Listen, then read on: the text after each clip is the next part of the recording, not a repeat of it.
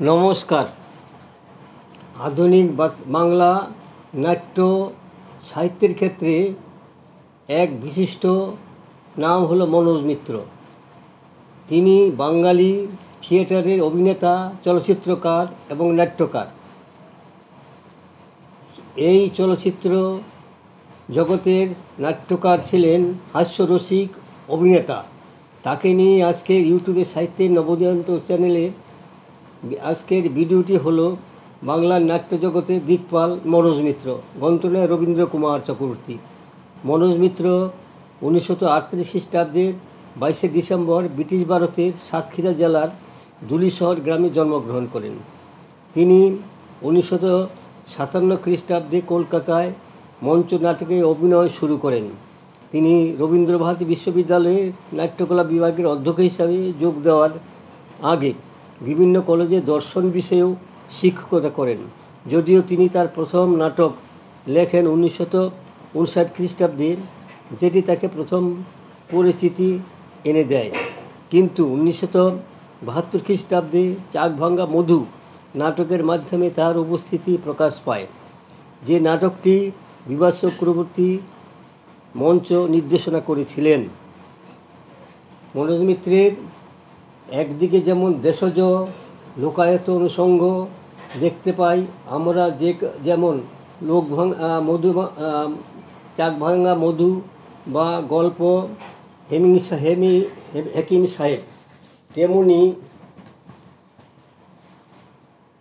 আবার পুরানো নতুন ব্যবহার দেখতে পাই, যেমন নরগুলজার নাটকের মাধ্যমে।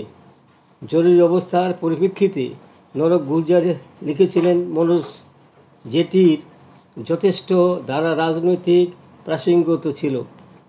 আবার আধুনিক জীবনে সংকট উঠে এসেছে পরবাস বা অলকনন্দা মতো পুত্রকন্যার মতো নাটকে। মনোজ মিত্রের সাজানো বাগান নাটকটি ইতিহাসের বুকে কীর্তিস্তম্ভ রাখার দাবি রাখে।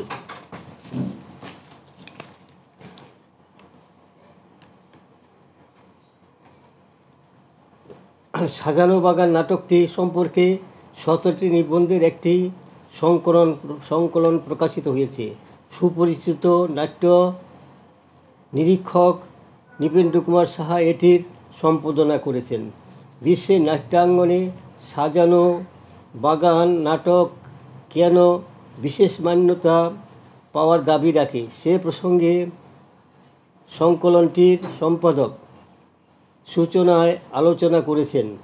নাট্যকার মনোজ মিত্র বাঞ্ছা কল্পতরু নামে নিবন্ধে নাটকটির জন্মকথা বিবৃত করেছেন।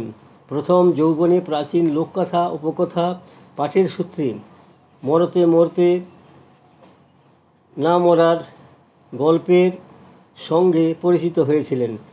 এ বুড়ো তার কাছে চেনা বুড়ো হিসেবে ধরা দেয়।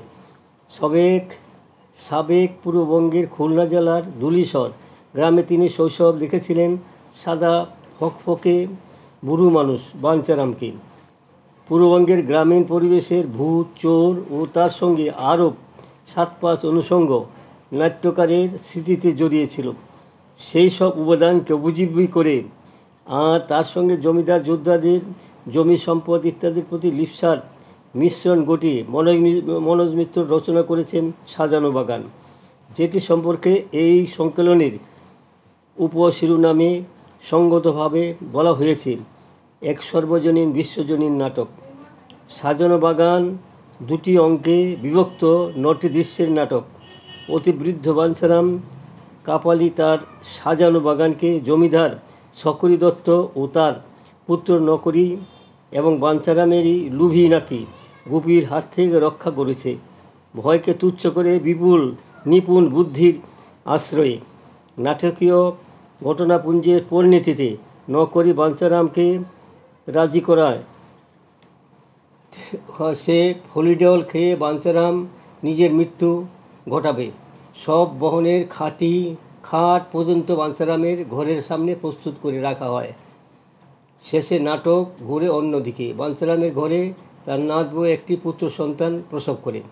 বাঞ্ছারামের ফলিডল খাওয়া হলো না। সে নতুনভাবে সঞ্জীবিত হওয়ার প্রেরণা লাভ করে ওই নতুন নবাগতর মাধ্যমে। এই পরিস্থিতিতে হৃদরোগী নকরিত হৃদযন্ত্রের ক্রিয়া বন্ধ হয়ে যায়। এই প্যারাডক্সের গ্রন্থ নিয়ে সাজানো বাগান এর সমাপ্তি ঘটে। জীবনের নাটক শিল্পীর সফলতার হয় উত্তীর্ণ।